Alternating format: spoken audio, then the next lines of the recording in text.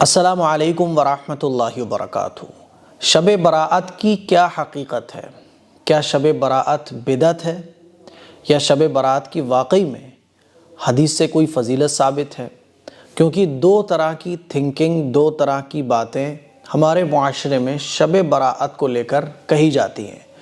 ایک گروپ تو وہ ہے جو یہ کہتا ہے کہ شب براءت کی کوئی حقیقت ہی نہیں ہے، شب براءت بدعت ہے، شب براءت بے اصل ہے، شب براءت میں عبادت نہیں کرنا چاہیے، ہے نا، نہیں جاگنا چاہیے۔ ایک گروپ تو وہ ہے، اور ایک گروپ وہ ہے جو یہ کہتا ہے کہ شب براءت میں عبادت کرنا چاہیے، خوب جاگنا چاہیے، قبرستان بھی جانا چاہیے، حلوہ بھی بنانا چاہیے، اور گھروں کو سجانا بھی چاہیے، مسجدوں کو بھی سجانا چاہیے، اور ہر حال میں چاہے کچھ بھی ہو جائے شب براءت میں جاگو۔ شب براءت لیلۃ القدر سے بھی بڑی ہوئی فضیلت میں رات ہے نا۔ ایک گروپ یہ کہتا ہے۔ تو صحیح بات کیا ہے؟ آج جو باتیں میں آپ لوگوں کو بتانے جا رہا ہوں، انشاءاللہ یہ ویڈیو دیکھنے کے بعد جو کنفیوژن ہے آپ لوگوں کا وہ انشاءاللہ ختم ہو جائے گا۔ دیکھیے، پہلی بات تو یہ سمجھ لیں کہ شب براءت کی فضیلت حدیث سے ثابت ہے۔ تقریباً 10 صحابہ اکرام ہیں جن سے اس رات کے متعلق احادیث مبارکہ منقول ہیں، ہے نا۔ تو ان تمام احادیث کی روشنی میں یہ کہا جا سکتا ہے کہ شب براءت کی حقیقت ہے، شب براءت کی فضیلت ہے۔ جو لوگ یہ کہتے ہیں کہ شب براءت بدعت ہے اور شب براءت کی کوئی حقیقت نہیں ہے، وہ غلطی پر ہیں۔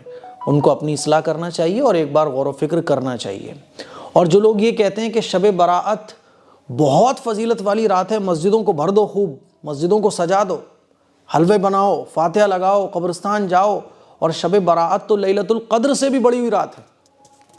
کیونکہ دیکھنے میں یہ آتا ہے کہ شب براءت میں تو ہمارا محلہ کا محلہ جاگ رہا ہوتا ہے۔ شب براءت میں لڑکے جاگ رہے ہوتے ہیں، گھر میں خواتین جاگ رہی ہوتی ہیں، حلوے بن رہے ہوتے ہیں، مسجدوں کو بھی سجایا جا رہا ہوتا ہے نا۔ اور جب لیلۃ القدر کی 5 راتیں آتی ہیں رمضان کے آخر عشرے میں، تو گلیوں میں ہمارے سناٹا ہوتا ہے۔ تو پتہ یہ چلا کہ شب براءت کو لیلۃ القدر سے فضیلت میں کچھ لوگ بڑا ہوا سمجھتے ہیں۔ تو جو لوگ یہ سمجھتے ہیں وہ بھی غلطی پر ہیں۔ نہ تو شب براءت بدعت ہے اور نہ شب براءت کی اتنی فضیلت ہے کہ آپ اس کو لیلۃ القدر سے بھی بڑھا دو۔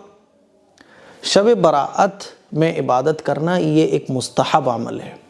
جیسے ہم لوگ فرض نماز پڑھتے ہیں نا، فرض نماز کے بعد سنتیں پڑھتے ہیں، پھر نفلیں پڑھتے ہیں۔ کوئی اگر نفل نماز کو ہی فرض کے برابر سمجھنے لگے تو اس کو غلط کہا جائے گا، ہے نا۔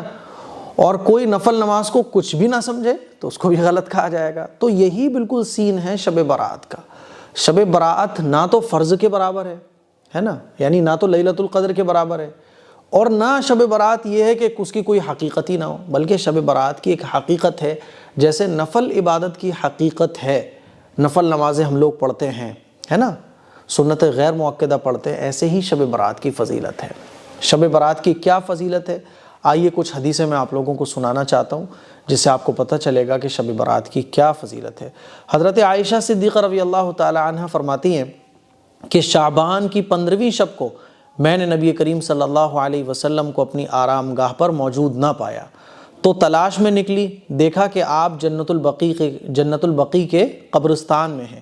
پھر مجھ سے فرمایا کہ آج شعبان کی 15ویں رات ہے، اس رات میں اللہ تعالیٰ آسمان دنیا پر نازل ہوتا ہے اور قبیلہ بنی کلب کی بکریوں کے بالوں کی تعداد سے بھی زیادہ گنہگاروں کی بخشش فرماتا ہے۔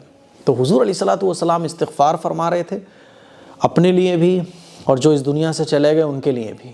تو پتہ یہ چلا کہ شب براءت میں اللہ تعالیٰ گناہوں کو معاف فرماتا ہے۔ تو ہمیں خوب عبادت کرنا چاہیے، اپنے لیے بھی مغفرت کی دعا مانگیں، اور جو اپنے اس دنیا سے چلے گئے ہمارے ان کے لیے بھی مغفرت کی دعا مانگیں۔ اور نفل نماز میں ایک بہت اہم کام ہے جو ہم سب کو کرنا چاہیے۔ نفل نماز جو ہے نا وہ تنہائی میں پڑھنے میں زیادہ ثواب ملتا ہے۔ نفل نماز بنی ہی اسی لیے ہے کہ بس بندہ ہو اور اللہ ہو، اللہ اور بندے کے درمیان کوئی تیسرا نہ ہو۔ اب ہمارے یہاں کیا ہوتا ہے کہ جیسے ہی شب براءت آتی ہے تو پوری رات جو ہے لڑکے گروپس بنا کے گلیوں سے ادھر سے ادھر، اس مسجد سے اس مسجد، چائے کی چسکیں لے رہے ہوتے ہیں، میلے ٹھیلے، ایک میلے جیسا ماحول ہو جاتا ہے، ایک میلے جیسا ماحول، پوری رات جاگ رہے ہیں۔ یہ سارا کا سارا سسٹم شیعوں سے آیا ہے، کیونکہ شیعہ حضرات جو ہے نا، شیعوں کا ایک گروپ ہے جن کا ماننا یہ ہے کہ ان کے ایک امام غائب جو ہے نا وہ اس دن پیدا ہوئے، تو وہ ان کی پیدائش کی وجہ سے خوشیاں مناتے ہیں، گروپس بنا کے پوری پوری رات جاگ رہے ہوتے ہیں۔ وہاں سے پھر ہمارے سنی بھائیوں نے لے لیا یہ سیٹ اپ پورا، تو صاحب چوری کی لائٹ سے مسجدوں میں جھالرے بھی لگا دیں گے، گلیوں کو سجا دیں گے، پوری پوری رات جاگیں گے، لیکن عبادت میں ٹائم اپنا اگر مان لو 5 گھنٹے جاگ رہے ہیں تو عبادت میں ٹائم آدھا گھنٹہ خرچ کریں گے۔ تو ایسا نہیں ہونا چاہیے، آپ جتنی بھی دیر جاگو عبادت کرو۔ تو نہ اس گروپ کی طرح ہونا ہے کہ جنہوں نے شب برات کو لیلۃ القدر سے بڑا بنا دیا، اور نہ ان لوگوں کی طرح ہونا ہے کہ جنہوں نے شب برات کو بالکل ہی بے حقیقت اور بدعت قرار دے دیا۔ شب برات نہ تو بدعت ہے اور نہ لیلۃ القدر سے بڑی ہوئی ہے، بلکہ ایک نفلی عبادت کرنے کی رات ہے۔ جیسے اللہ تعالیٰ نے اور نفل عبادتیں ہمیں عطا فرمائی ہیں، جمعے کے دن درود شریف پڑھنا ہے نا، اور نفل نمازیں پڑھنے کے جیسے ثواب ہے، اسی طرح سے شب برات کا ثواب ہے۔ تو ہمیں مغفرت اللہ سے کرنا ہے، عبادت کرنا ہے، عبادت کرنے کے بعد اللہ سے دعا کرنی ہے۔ دوسری حدیث میں ہے کہ اس رات میں اس سال پیدا ہونے والے بچے جتنے بھی ہوں گے اللہ تعالیٰ ان کے فیصلے فرما دیتا ہے، اور اس سال میں جتنے بھی لوگ مریں گے ان کے بھی اللہ تعالیٰ فیصلے فرما دیتا ہے، یعنی وہ لسٹ پوری جو ہے نا وہ فرشتوں کے حوالے کر دی جاتی ہے۔ اسی طرح ایک روایت میں ہے کہ اس رات میں تمام مخلوق کی مغفرت کر دی جاتی ہے سوائے 7 لوگوں کے۔ وہ 7 لوگ کون کون سے ہیں؟ مشرک، والدین کا نافرمان، کینہ رکھنے والا، شراب پینے والا، کسی کو قتل کرنے والا، اور شلوار اور کپڑے کو ٹخنوں سے نیچے لٹکانے والا، اور چغل خور۔ ان 7 لوگوں کی مغفرت اس رات میں نہیں ہوتی ہے۔ حضرت علی رضی اللہ تعالیٰ عنہ سے ایک روایت میں منقول ہے کہ اس رات میں عبادت کیا کرو اور دن میں روزہ رکھا کرو، اور اس رات میں سورج غروب ہوتے ہی اللہ تعالیٰ اپنے بندوں کی طرف متوجہ ہوتا ہے اور اعلان ہوتا ہے کون ہے جو گناہوں کی بخشش کروائے، کون ہے جو رزق میں وسعت طلب کرے، کون ہے مصیبت زدہ جو مصیبت سے چھٹکارا حاصل کرنا چاہتا ہو۔ تو یہ تمام احادیث ہیں جن سے پتہ چلتا ہے کہ شب برات کی بہرحال ایک فضیلت ہے۔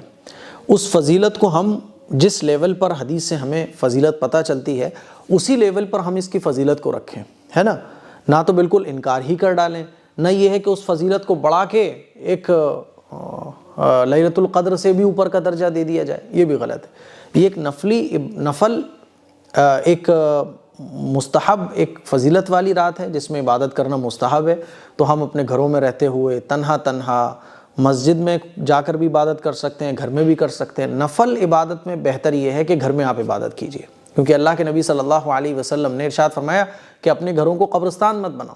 اس کا مطلب یہ ہے کہ فرض عبادت مسجد میں جا کے کرو، اور کچھ عبادت باقی کی جو نفل اور سنتیں ہوتی ہیں اور قرآن مجید کی تلاوت کرنی ہے وہ اپنے گھروں پر کرو، تاکہ تمہارا گھر عبادت سے خالی نہ رہے۔ تو میرے عزیز بھائیوں، میری بہنوں، اس رات میں ہمیں عبادت کرنا ہے، اور قبرستان بھی ہم جا سکتے ہیں۔ قبرستان جانا کوئی ضروری نہیں ہے۔ رسول اللہ صلی اللہ علیہ وسلم اپنی پوری زندگی میں شب برات تو ہر سال آتی ہے، لیکن حضور علیہ الصلوۃ والسلام صرف ایک مرتبہ قبرستان تشریف لے گئے۔ تو اس سے پتہ چلتا ہے کہ ایک مرتبہ بھی اگر کوئی چلا جائے زندگی میں تو اس سنت پر عمل ہو جاتا ہے، اور اگر آپ ہر سال جانا چاہو تو جا سکتے ہو، لیکن اس کو ضروری مت سمجھو، ٹھیک ہے۔ تو اس رات میں عبادت کرنا اور اس رات میں جتنے بھی اعمال عبادت کے ہم لوگ کرتے ہیں، قبرستان جانا، یہ تمام کی تمام چیزیں نفل درجے کی ہیں۔ اس کو فرض کے برابر نہ سمجھا جائے، ہے نا، اس کو اتنا بڑا چڑھا کے نہ بیان کیا جائے جیسے کہ لیلۃ القدر سے بھی زیادہ ہے یہ، ہے نا، اور اس کو بالکل بدعت بھی نہیں کہا جا سکتا۔ تو مجھے امید ہے کہ یہ تمام باتیں آپ کو اچھے طریقے سے سمجھ آ گئی ہوں گی۔ روزہ اگلے دن کا آپ روزہ رکھنا چاہو تو روزہ بھی رکھ سکتے ہو، کیونکہ حضور علیہ الصلوۃ والسلام چاند کی 3 تاریخوں میں روزہ رکھا کرتے تھے، 13، 14، 15۔ تو 15 تاریخ کا ہم روزہ بھی رکھ سکتے ہیں، لیکن یہ روزہ بھی رکھنا نفل ہے، آپ چاہو تو رکھو، نہ چاہو تو کوئی گناہ نہیں ہے، ٹھیک ہے۔ تو مجھے امید ہے کہ میری یہ تمام باتیں آپ کو بہت اچھے طریقے سے سمجھ آ گئی ہوں گی۔ اس کلپ کو شیئر کریں، دوسروں تک پہنچائیں، اور جو یہ کنفیوژن ہے کہ بدعت ہے یا بدعت نہیں ہے، اب مجھے لگتا ہے کہ آپ کو بالکل کلیئر ہو گیا ہوگا کہ آخر شب برات کی فضیلت کیا ہے۔ السلام علیکم ورحمۃ اللہ وبرکاتہ۔